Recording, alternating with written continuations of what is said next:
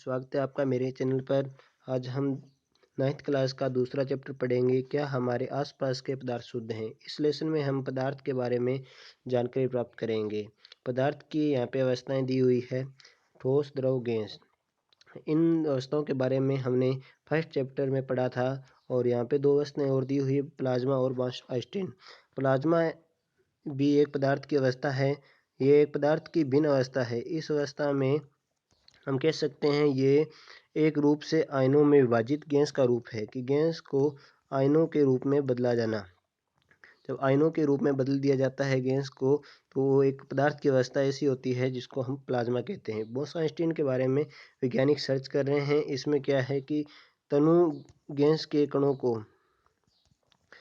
बिल्कुल ही निम्न ताप पर और निम्न दाब पर जब इनको इकट्ठा किया जाता है तो बोस-आइंस्टीन प्राप्त अवस्था होती है। तो इस लेसन को हम दो पार्टों में पढ़ेंगे। फर्स्ट पार्ट है, ये दोनों ही पार्ट जो हम पढ़ने वाले हैं ये पार्ट हैं रासायनिक परिवर्तन के बारे में। और इसमें फर्स्ट पार्ट है शुद्ध पदार्थ और एक मिश्रण। तो हम इस पार्ट के अंदर मिश्रण के बारे में पढ़ेंगे।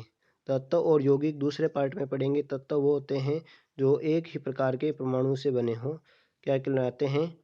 तत्व कहलाते हैं। और यौगिक उसे कहते हैं जब दो या दो से अधिक तत्वों को एक निश्चित अनुपात में मिलाने पर बने पदार्थ को यौगिक कहते हैं।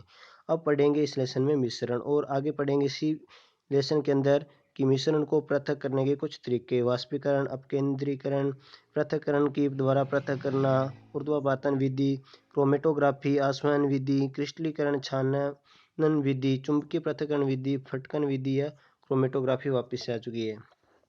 तो आप विश्वास के साथ ये वीडियो देखते रहिए और अगर आपको ये वीडियो अच्छा लगे तो लेसन का नाम है, क्या हमारे आसपास के पदार्थ शुद्ध हैं। तो पदार्थ को एक और नाम से भी जाना जाता है, पदार्थ को द्रव्य के नाम से भी जाना जाता है। यहाँ पे द्रव्य और एक नाम है द्रव। इन दोनों में ये अंतर है कि द्रव्य कहा जाता है पदार्थ को और द्रव पदार्थ की या द्रव्य की एक अवस्था है। तो यहाँ पे आगे नाम आएगा द्रव्य, तो वहाँ पे कन्फ्यूज मत होना कि द्रव्य और द्रव क्या है। तो अब शुरू करते हैं पार्ट के नाम से ही। शुद्ध शब्द का अर्थ होता है पदार्थ में कोई मिलावट न हो, परंतु एक वैज्ञानिक भाषा में सभी वस्तुएं विभिन्न पदार्थों के मिश्रण हैं अतः शुद्ध नहीं है। उदाहरण के लिए जैसे जल, दूध, वसा इत्यादि। शुद्ध पदार्थ से तात्पर्य है कि उस पदार्थ में मौजूद सभी कण समान रासायनिक प्रकृति के होते हैं। एक शुद्ध पदार्थ एक ही प्रकार के कणों से मिलकर बना होता है। अगर हम कहें कि जल शुद्ध है तो हम उसको शुद्ध नहीं कह सकते, क्योंकि वो पदार्थ एक ऐसा है जिसके अंदर हाइड्रोजन और ऑक्सीजन के परमाणु मिले हुए हैं। लेकिन यहाँ पे देखिए कि सभी एक ही प्रकार के कण मौजूद हों, उसे क्या कहते हैं? शुद्ध पदार्थ कहते हैं। अब देखिए पदार्थ एक प्रकार का द्रव्य है जो कि भौतिक प्रक्रमों द्वारा अनेक प्रकार के द्रव्यों में पृथक नहीं किया जा सकता है। एक शुद्ध पदार्थ एक ही प्रकार के कणों का बना होता है। वापिस से फिर ये लाइन होगी कि शुद्ध पदार्थ एक ही प्रकार के कणों का बना होता है, उसे क्या कहते हैं? शुद्ध पदार्थ। तो बाकी हम इनको क्या कह सकते हैं? इनको हम कह सकते हैं मिश्रण, जैसे दूध, वसा, जल। मिश्रण क्या है? मिश्रण एक पदार्थ है जो दो या अधिक तत्वों अथवा यौगिकों का रासायनिक रूप से संयुक्त हुए बिना बना होता है। उदाहरण गैसों जैसे oxygen, nitrogen, argon, carbon dioxide और जल वाष्प आदि मिश्रण हैं। यहाँ पे वायु के अंदर क्या होता है? गैसों का मिश्रण होता है। इसके अंदर ऑक्सीजन भी होती है, नाइट्रोजन भी होती है, आर्गन भी, कार्बन डाइऑक्साइड भी और जल वाष्प भी। तो सभी क्या है? मिक्स होती है। तो हम ऐसे नहीं कह सकते कि वायु शुद्ध है। ये भी क्या है? एक मिश्रण है जिसमें दो या दो से अधिक तत्वों या यौगिकों का रासायनिक रूप से संयुक्त हुए बिना, ऐसे नहीं है कि नाइट्रोजन के अंदर ऑक्सीजन मिली है, नाइट्रोजन अलग, ऑक्सीजन अलग, कार्बन डाइऑक्साइड अलग, सभी अलग अलग हैं लेकिन क्या है? एक भाग में सभी मौजूद हैं। तो वो एक क्या है? एक मिश्रण है। मिश्रण के प्रकार। मिश्रण को दो भागों में बांटा गया है या मिश्रण दो प्रकार के होते हैं, समांगी मिश्रण और विषमांगी मिश्रण। हम पहले पढ़ते हैं समांगी मिश्रण के बारे में। समांगी मिश्रण वे मिश्रण जिनमें पदार्थ परस्पर पूर्ण रूप से मिश्रित होते हैं और एक दूसरे से अविभेद होते हैं, समांगी मिश्रण कहलाते हैं। यहाँ पे कहा गया है कि जिसमें वे मिश्रण जिनमें दो पदार्थ या दो से अधिक पदार्थ मिले हुए हैं और वो क्या है, हम अविभेद हैं, अर्थात दो पदार्थ अगर मिले हुए हैं तो उनको देखने पर हम ये विभाजित नहीं कर सकते कि यहाँ पे जैसे कि जल के अंदर चीनी मिली हुई है, तो चीनी मिलने के बाद में जो घोल बनेगा, हम ऐसे नहीं कह सकते कि ये चीनी के कण हमें दिखाई दे रहे हैं, घुलने के बाद में हमें पता नहीं चलेगा, अर्थात उनको हम विभाजित नहीं कर सकते देखने पर। समांगी मिश्रण कहलाते हैं संपूर्ण द्रव्यमान में एक समान संगठन होता है। ऐसे नहीं कि जैसे मान लीजिए ये एक रेत और चीनी मिली हुई है, तो पूरे रूप से ये सही अनुपात में नहीं मिला सकते हम।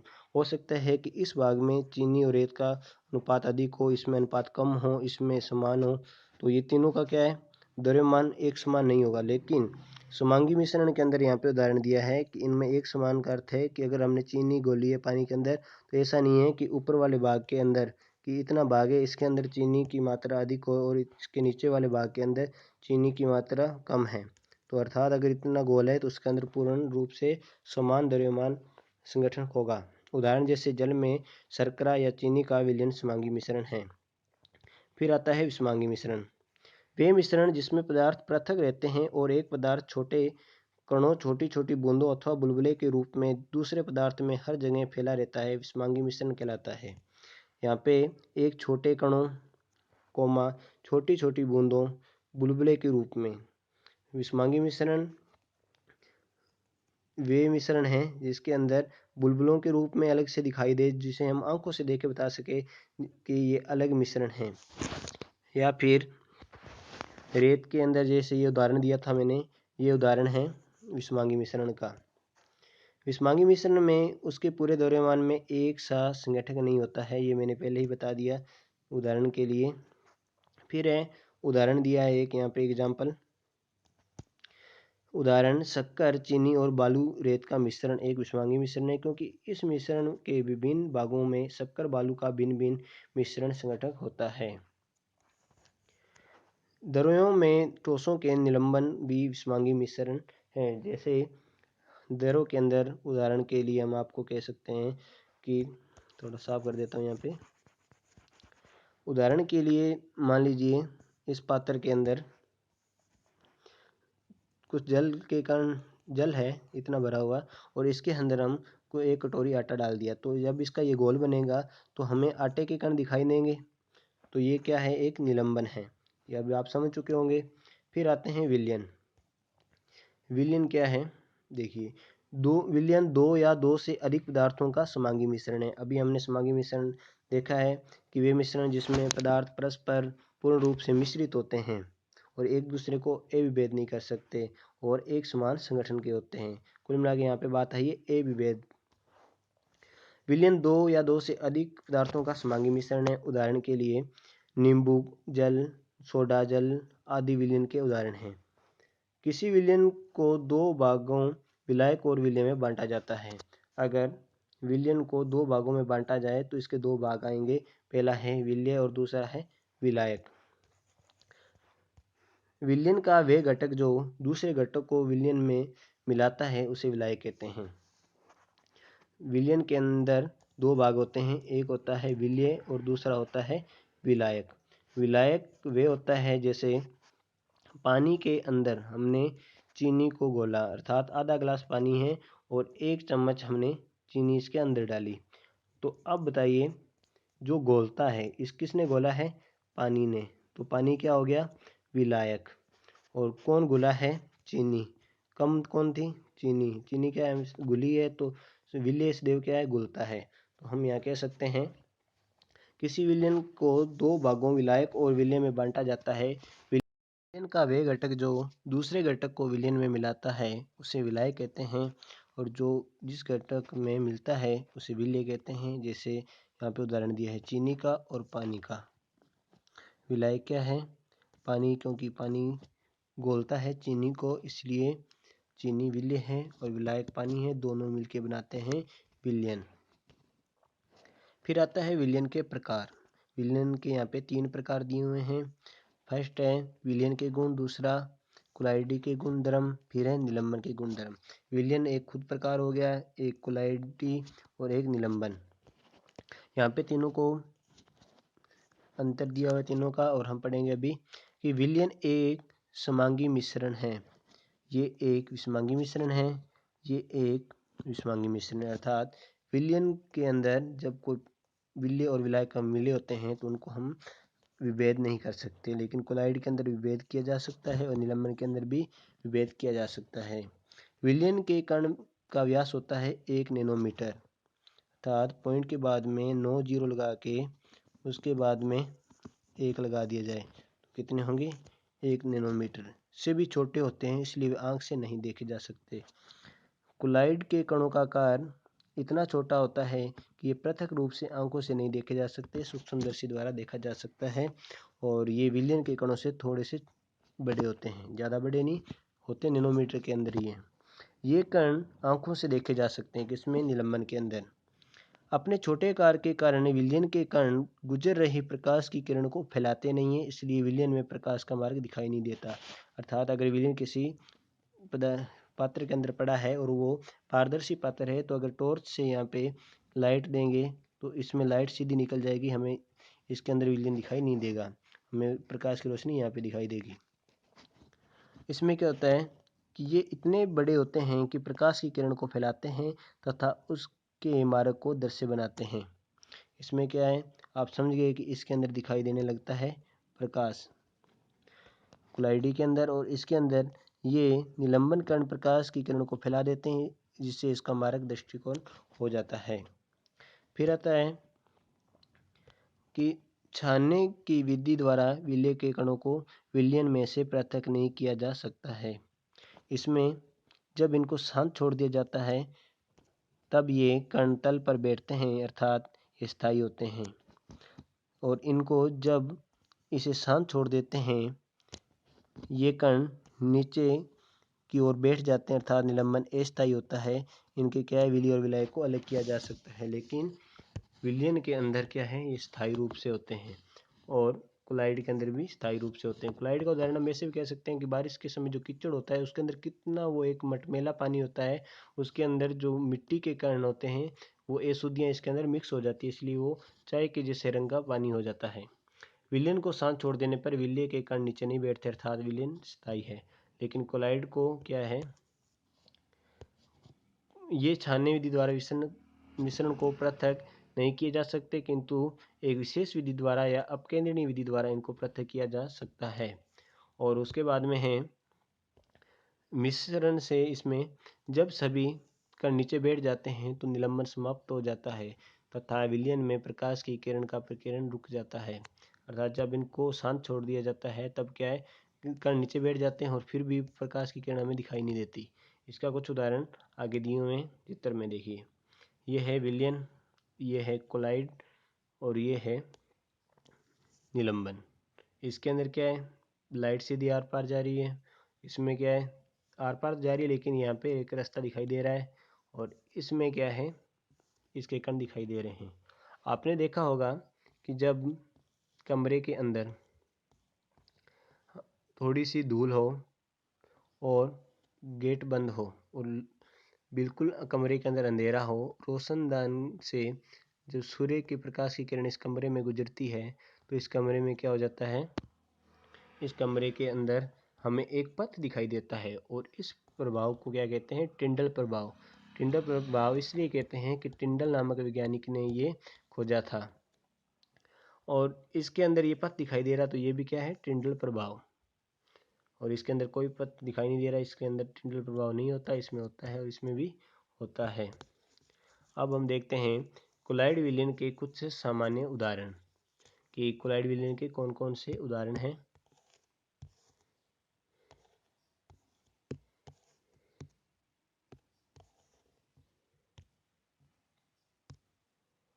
ये उदाहरण है, देखिए अभी।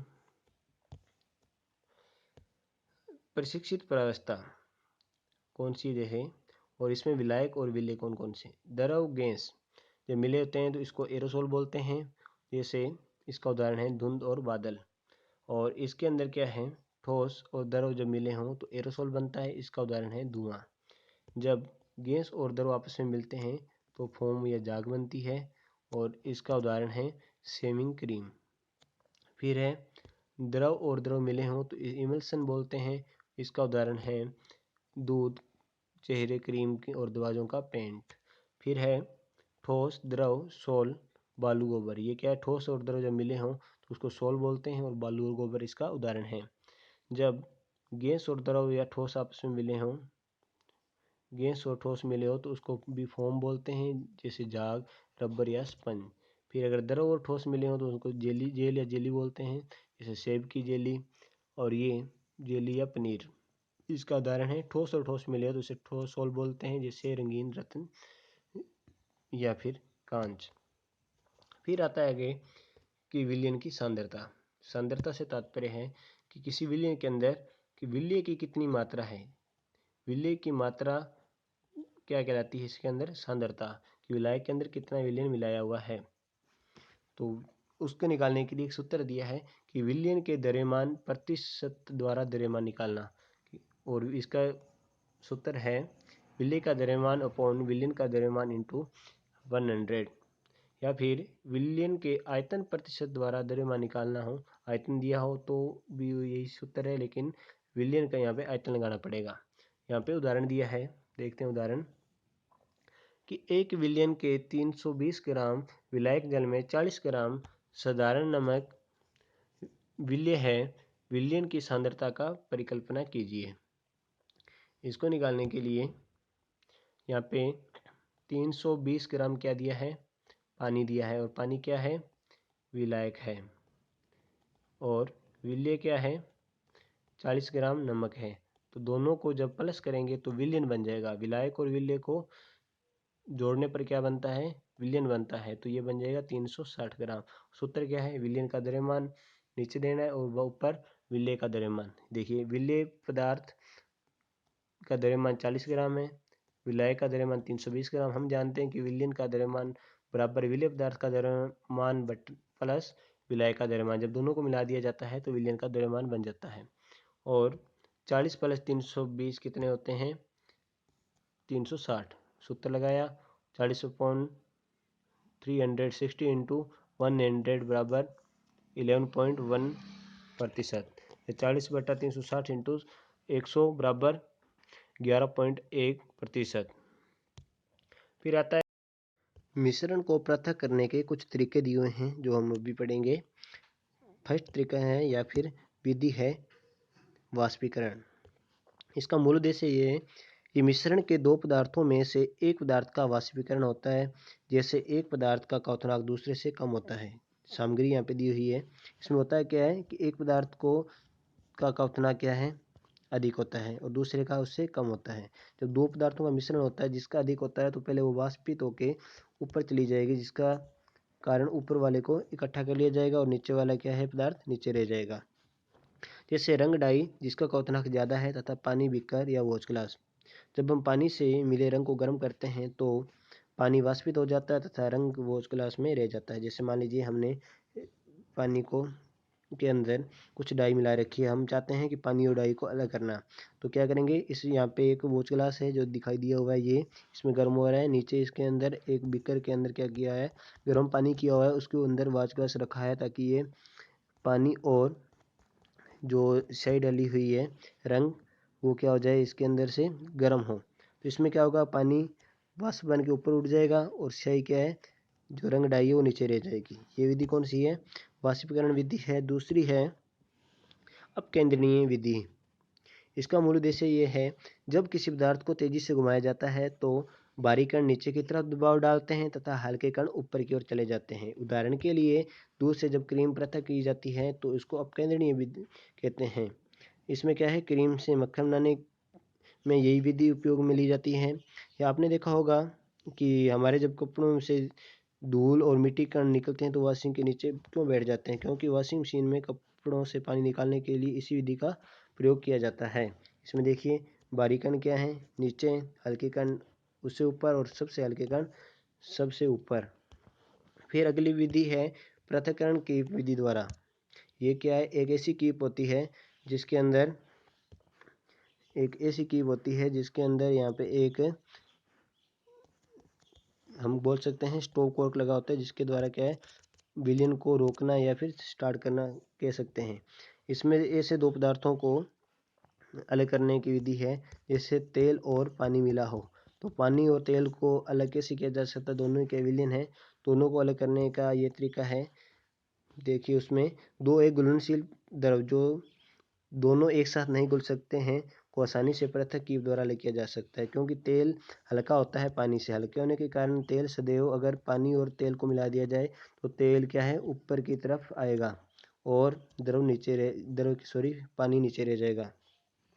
पृथक्करण कीप का स्टॉक और खोलने से पानी दूसरे बीकर में इकट्ठा कर सकते हैं तथा दूसरे बीकर से में बचा तेल इकट्ठा कर सकते हैं। अनुप्रयोग पानी से तेल, देखिए यहाँ पे ये जो स्टॉक और लगा हुआ है, इसको जब हम खोलेंगे तो इसके अंदर क्या पानी जब तक यहाँ नीचे आ जाएगा खाली हो जाएगा पानी और तेल ऊपर रह जाएगा, तब बीकर को हटा लेंगे और तेल वाले बीकर को नीचे रख देंगे।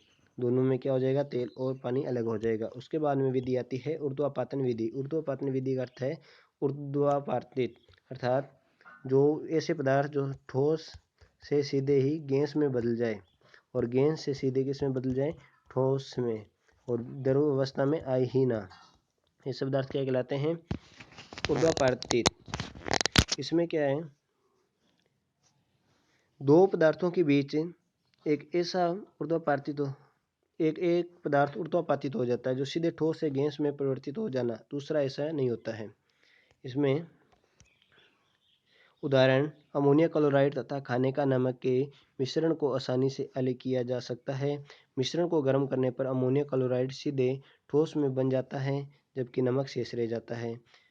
इसमें उदाहरण ये दिया हुआ है कि यहाँ पे जो चित्र दिया हुआ है मैं इसे समझा सकता हूँ कि एक ऐसी कीप लगी होती है, उस कीप में क्या किया जाता है, कीप को जिसमें नमक और अमोनिया क्लोराइड मिला हो उस पात्र के ऊपर रखा जाता है और इस पात्र को क्या किया जाता है, गर्म किया जाता है। अब नमक और अमोनिया जो मिला हुआ है, इसमें अमोनिया क्या होगा, वाष्पित होकर ठोस से सीधा क्या हो जाएगा, वाष्प में बदल जाएगा और कीप के चारों तरफ यहाँ पे लग जाएगा या चिपक जाएगा और सीधा किसमें यहाँ पे चिपकेगा, ठोस में बदल जाएगा और नमक नीचे ठोस में रह जाएगा। तब क्या हो जाएगा, ठोस जो है अमोनिया क्लोराइड के रूप में और नमक ये ठोस के रूप में दोनों अलग रह जाएंगे। कपूर ने पैथिलीन की गोलियां एथ्रासीन अमोनिया क्लोराइड में ऊर्ध्वपातन द्वारा इसको अलग किया जाता है। फिर है अगली क्रोमेटोग्राफी। ये क्या है, दो अलग अलग रंगों को अलग करने के लिए किसी मिश्रण में रंगीन यौगिक रंजित कणों को पृथक कर सकते हैं। किसी सोखने वाले फिल्टर पेपर की सहायता से जब पानी या किसी भी विलयन के कण ऊपर की ओर दो अलग अलग रंग के साथ जाते हैं तो क्रोमेटोग्राफी पेपर द्वारा दोनों पृथक हो जाते हैं, क्योंकि दोनों अलग अलग गति से सोखे जाते हैं। तो ये एक पेपर है, इसके अंदर क्या है, लाइन ड्रॉ और स्ट्रिप फिल्टर पेपर, कागज़ की पट्टी है, इसके सही का निशान है। तो अलग अलग निशान क्या है, इसमें अलग अलग रंगों को सोखने का काम है। इसमें रंगों को अलग अलग करने के लिए उसका उपयोग करते हैं, रंग या डाई को पृथक करने के लिए, क्लोरोफिल में पिगमेंट को पृथक करने के लिए, खून से ड्रग्स पृथक करने के लिए। क्या आप सोच सकते हैं कि जब किसी खिलाड़ी का डोपिंग टेस्ट का होता है तो खून का क्या करते हैं, उस खून को इसी पेपर के ऊपर डालते हैं जिसमें क्या है, इसके अंदर ड्रग्स और खून दोनों क्या है, अलग अलग दर्शाते हैं। अगर ड्रग्स है तो वो अलग पता चल जाएगा कि इसने कोई नशा या नशीली पदार्थ का सेवन किया है। फिर अगला है आसवन विधि। मूल सिद्धांत है दो संघटकों के बीच एक का क्वथनांक दूसरे से कम होता है। ये विधि दो या दो से अधिक घुलनशील द्रवों को अलग करने के लिए किया जाता है। उदाहरण, जब पानी और एसीटोन के मिश्रण को गर्म किया जाता है, क्योंकि एसीटोन का क्वथनांक कम होता है, ये गर्म होकर वाष्पित रूप से ट्यूब में चला जाता है जहाँ ये फिर द्रव बन जाता है। इस प्रकार एसीटोन बीकर में एकत्रित हो जाता है जबकि पानी फ्लास्क में हो जाता है। और इस विधि को क्या कहते हैं, आसवन विधि। आसवन विधि में क्या है, पानी और पदार्थ को अलग किया जाता है वाष्प में, और वह ये इसी विधि द्वारा क्या किया जाता है, एल्कोहल और या फिर शराब का जो हथकढ़ शराब बोलते हैं इसी का उपयोग करते हैं इस विधि का। अगर दो संगठकों से ज़्यादा संगठक एक ही दरों में उपस्थित होते हैं जिनका क्वथनांक भिन्न होता है तब हम प्रभाजी आसवन विधि का इस्तेमाल करते हैं ताकि सारे संगठन अलग हो जाएं, उदाहरण हवा तथा पेट्रोलियम। लेकिन इस आसवन विधि में क्या है कि दो पदार्थ हैं, जल और एसीटोन। इसमें क्या है कि एसीटोन इसके अंदर मिला हुआ जल के अंदर जब इसको गर्म करते हैं तो जल क्या है, वाष्प के रूप में उड़कर इस ट्यूब नली में चला जाता है, और ट्यूब नली के आने के बाद में इस पात्र में वाष्प इकट्ठी होकर द्रव के रूप में वापस जल बन जाता है और यहाँ पे एसीटोन रह जाता है। लेकिन जब यहाँ पे तो दो ही पदार्थ है, लेकिन इनसे अधिक पदार्थ हो जिनका और क्वथनांक भी अलग अलग हो, तब क्या है, प्रभाजी आसवन विधि का उपयोग करते हैं। उसमें क्या है, एक से अधिक ट्यूब लगी होती है और अलग अलग क्वथनांक वालों के लिए अलग अलग पात्र रखे होते हैं जो अलग अलग होते रहते हैं। पेट्रोलियम को, जब पेट्रोलियम क्या कहते हैं, खनिज लवणों या खनिज पदार्थ निकालते हैं तो उसमें पेट्रोलियम निकलता है। पैराफिन मोम को पृथक किया जाता है। तेल, लुब्रिकेट, डीजल, केरोसिन, पेट्रोल तथा पेट्रोल गैस को भी इस विधि द्वारा पृथक किया जाता है। हवा से गैस प्राप्त करते हैं, हवा में भी इसी विधि का उपयोग करते हैं, हवा को भी इस विधि द्वारा पृथक कर सकते हैं। प्रभाजी आसवन विधि के अनुप्रयोग की क्या क्या विशेषता है। इनकी विशेषता है कि साधारण प्रभाजी स्तंभ एक नली होती है जो किसी से कई गुटकों से भरी होती है, या फिर हम कहते हैं बर्फ के ये गुटके वाष्प को ठंडा व संगठित होने के लिए सतह प्रदान करते हैं।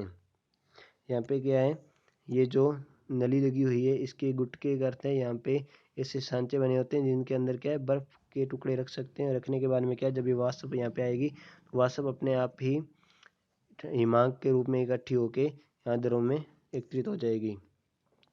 फिर है, तेल को शुद्ध करने वाली मशीनों द्वारा क्रूड ऑयल अलग करने के लिए, कार्बनिक रस को शुद्ध करने के लिए, ऑक्सीजन द्रव, नाइट्रोजन तथा आर्गन को वायु से पृथक करने के लिए प्रभाजी विधि का प्रयोग किया जाता है।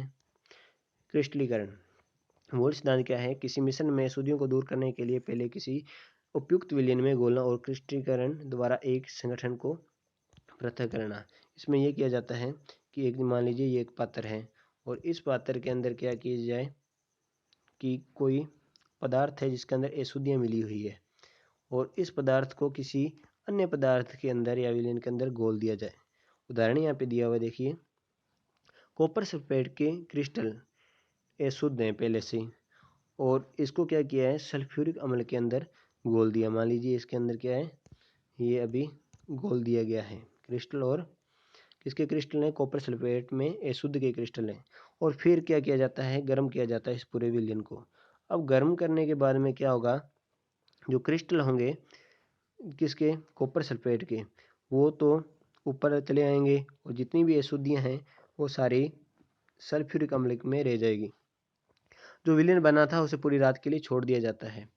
गर्म करने के बाद में अतः केवल शुद्ध कॉपर सल्फेट के क्रिस्टल बनते हैं, जबकि अशुद्धियाँ सल्फ्यूरिक अम्ल में रह जाती है। इस विलयन को फिल्टर पेपर की सहायता से छान लिया जाता है और शुद्ध क्रिस्टल प्राप्त कर लिया जाता है। ऊपर जैसे फिटकरी लगाते हैं पानी को साफ करने के लिए, ऊपर क्या एक परत जमा हो जाती है, वैसे ही यहाँ पे कॉपर सल्फेट के क्रिस्टल प्राप्त हो जाते हैं। वाष्पीकरण और क्रिस्टलीकरण में क्या अंतर है कि वाष्पीकरण से क्रिस्टलीकरण क्यों बेहतर है, ये देखते हैं। निम्न कारणों से उत्तम है, क्योंकि कुछ ठोस विघटित हो जाते हैं या कुछ गर्म करने पर चीनी के समान झुलस जाते हैं। जैसे किसी गर्म तवे के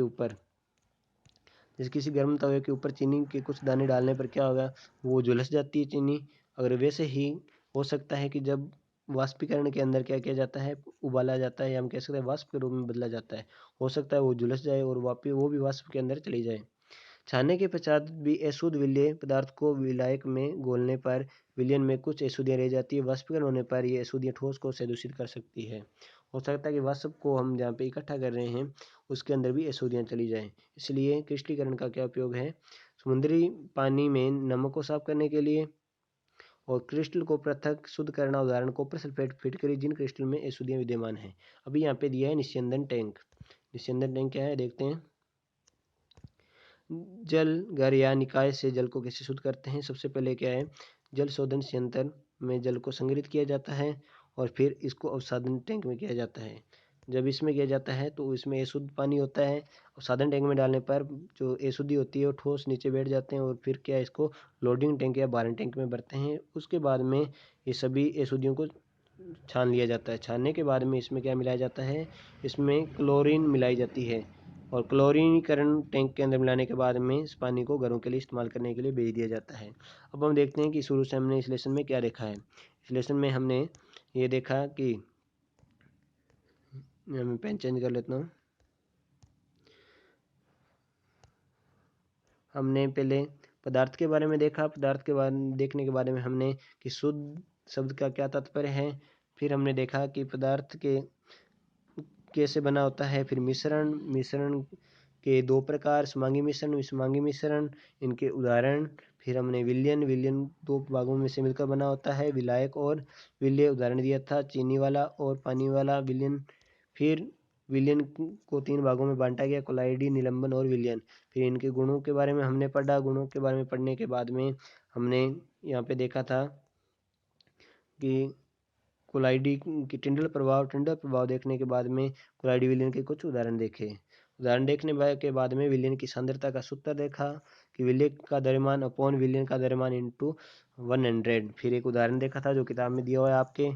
फिर उसमें देखा था कि मिश्रण को पृथक करने के कुछ तरीके थे या विधियां थी, वो पढ़ी। फर्स्ट थी वाष्पीकरण, फिर अपकेंद्रीकरण, फिर थी पृथक्करण की। फिर उसके बाद में हमने देखा ऊर्ध्वपातन विधि। फिर हमने देखा क्रोमेटोग्राफी के बाद में आसवन विधि के बाद में प्रभाजी आसवन का भी दिया हुआ था इसी के अंदर। फिर क्रिस्टलीकरण व वाष्पीकरण में कौन बेहतर है ये देखा। अगर आपको ये वीडियो अच्छा लगा हो तो लाइक जरूर कीजिए और साथ में सब्सक्राइब कीजिए। अगर सब्सक्राइब नहीं किया तो सब्सक्राइब कर लिए ताकि आगे आने